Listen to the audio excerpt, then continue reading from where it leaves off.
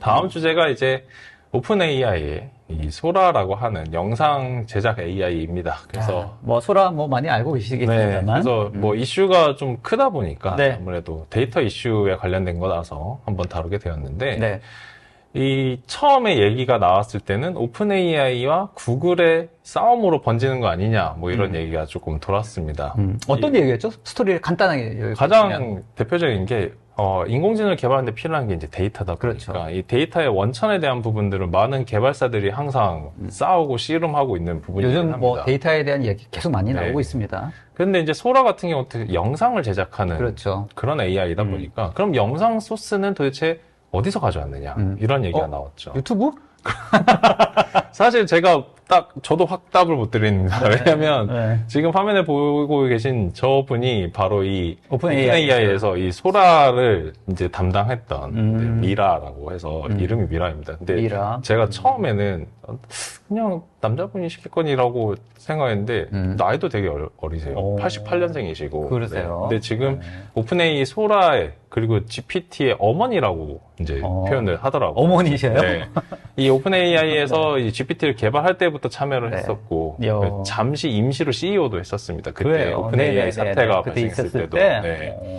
그 정도로 이제 개발에 깊게 관여를 했던 분인데 네. 지금 현재는 CTO로 있지만 이때 이제 논란이 일으면서 인터뷰를 했을 때 답변을 모호하게 한 부분이 바로 했다, 안 영상 했다. 소스를 했다, 안 어디서 했다 가져왔느냐. 얘기하지 않고. 네, 거기였는데 시인한 부분은 딱 하나였습니다. 이 셔터스톡에 있는 부분에서는 썼다라고는 인정을 했던 건데 셔터스톡이라고 하는 게 이제 이미지, 네, 이미지 영상 뭐 맞습니다. 유료로도 하고 네, 무료로도 네. 하고 하는 플랫폼. 그 제휴했던 업체 중에 셔터스톡과는 확실하게 뭐 했다라고 시인을 했는데 유튜브, 인스타그램 이런 거는요 했는데 답변을 이제 애매하게 한 거죠. 그러니까 이제 논란이 된 겁니다. 네. 왜 확실하게 답을 안 하냐? 썼다, 아니면 아니다. 근데 애매하게 하니까 이렇게 된 거죠. 네. 논란이 되니까 구글 입장에서는 뭐 이제 구글에서 개발한 젠 3 같은 경우도 이제 비디오를 제작하는 우리도 영상 AI 있는데 우리 데이터를 멋대로 쓴 거네라는 그런 의구심 때문에 이제 오픈 AI에게 딴지를 건 거죠.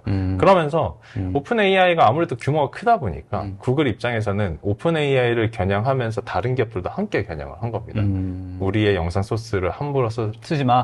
쓰는 경우일 때는 각오하는 게 좋을 거다. 약간 이런 식으로 이제 얘기를 하게 된 거죠. 네. 그래서 그러다 보니까 이제 이 소라가 앞으로 더 개발이 될 것이냐라는 부분이 이제 좀 최근에 원래는 한 6월 달쯤 오픈하는 걸로 얘기되다가 딜레이가 된 것 같습니다. 네, 일반 사용자도 이제 네. 사용을 해서 1분 가량의 영상을 제작할 수 있을 것이다라고 했던 건데 딜레이 된 것 같아요. 네, 지금 6월이 다 지나가고 있는데 아직까지 큰 발표는 딱히 없었습니다. 네. 그래서 또 연말까지 좀 밀리지 않을까 이런 생각도 좀 들고요. 아무래도 오픈 AI가 지난번 라이브 때 한번 말씀드렸지만 상용화가 되기 전까지는 발표를 안 합니다. 그러다 보니까 상용화가 되는 수준까지 올라와야 발표를 할 테니 시간이 얼마나 걸릴지는 또 지켜봐야 될 문제가 될 것 같고요.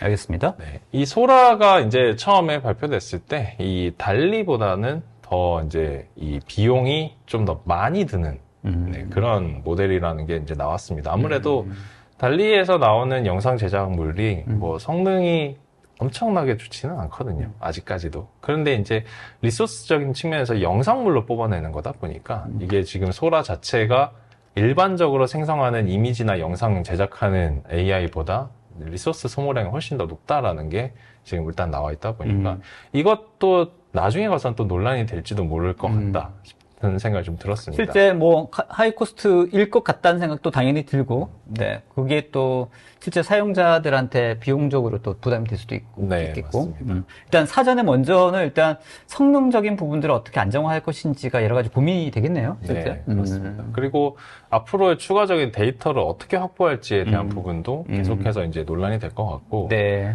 지금 오픈 AI도 여러 소송도 지금 많이 당하고 있고요. 엄청 많죠. 네. 네. 그리고 이제 자기들도 이제 데이터를 써야 되니까 데이터를 가지고 있는 업체들이 이제 슬슬 이제 장사를 시작을 해야죠. 네. 그 거대 미디어 회사들이 벌써 여러 가지 소송, 특히 맞습니다. 오픈에 네. 뉴욕타임스 같은데, 그죠? 네, 그렇죠. 엄청 큽니다. 그래서 네. 그냥 소송 계약 비용도 엄청나던데?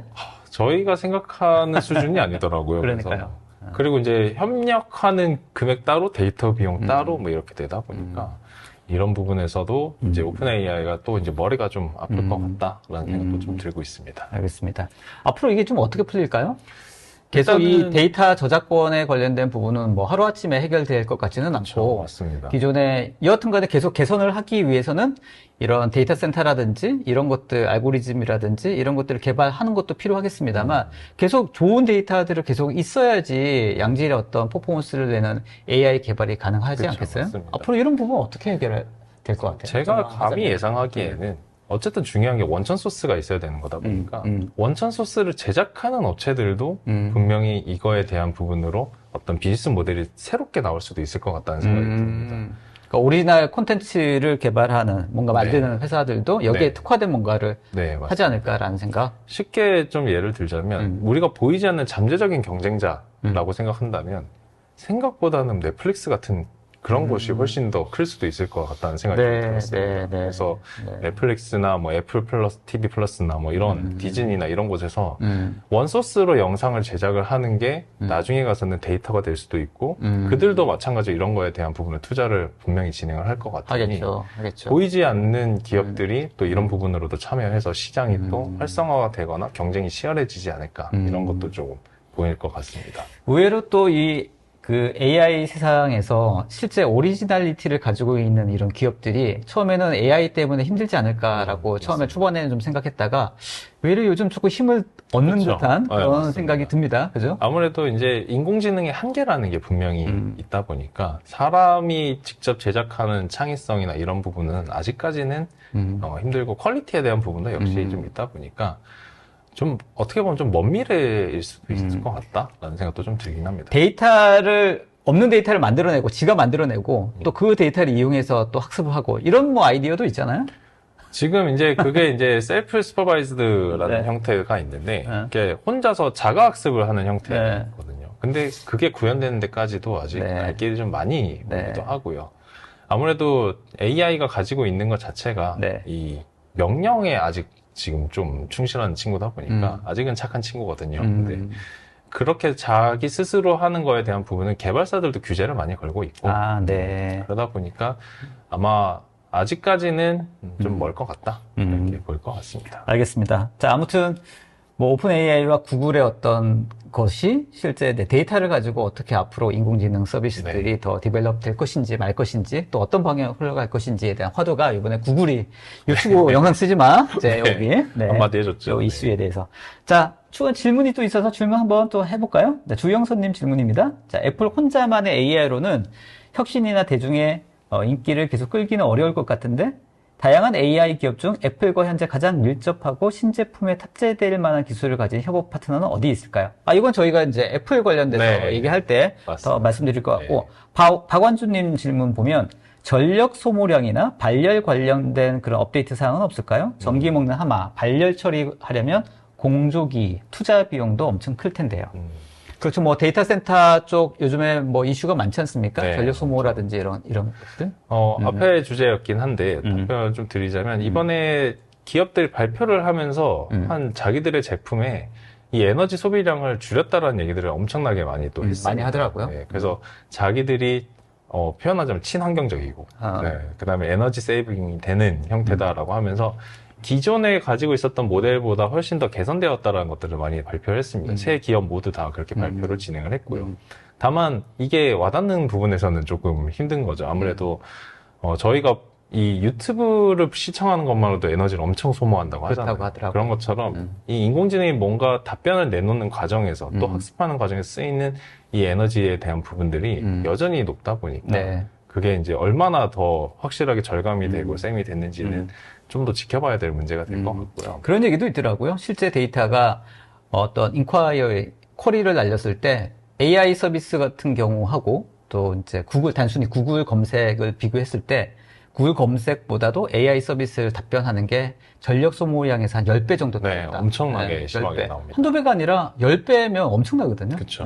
그래서 사실 이제 AI 서비스로 봤을 때는 이 전력 쪽으로 봤을 때는 굉장히 비효율적인 서비스인 게 사실인 것 같아요. 이게 아무래도 이제 편의성을 추구하다 보니까 뭔가 소모되는 부분이 더 이제 생길 수밖에 없는 어떻게 보면 어쩔 수 없는 부분일 수도 있습니다. 그래서 그러니까 이제 AI 서비스가 계속 발전되면서 여러 가지 또 이렇게 문제들이 같이 올라가고 있는 그런 형국이야. 그렇죠. 물론 이제 어떤 기술들이 이제 확장되면 당연히 이런 문제들 다시 올라오지 않습니까? 이렇게 같이 고민해가면서 해결해야 되는 그런 과정일 것 같기는 한데. 산업화랑 비슷하다고 보시면 네. 될 것 같습니다. 아무래도 이제 내연기관 등장하면서부터 그렇죠, 지구 환경이 무너지는 것처럼 그렇죠. 이번에는 또 이제 인공지능이 이제 네. 쉽게 말하면 이제 4차 산업혁명 아니었습니까? 그래서 그렇죠. 그로 인해서 또 이제 추가적으로 발생하는 문제들 같은데 이게 이제 개발사들이 또 많이 관심을 가지는 분야가 된 것 같습니다. 알겠습니다. 할 얘기가 많습니다. 네, 맞습니다.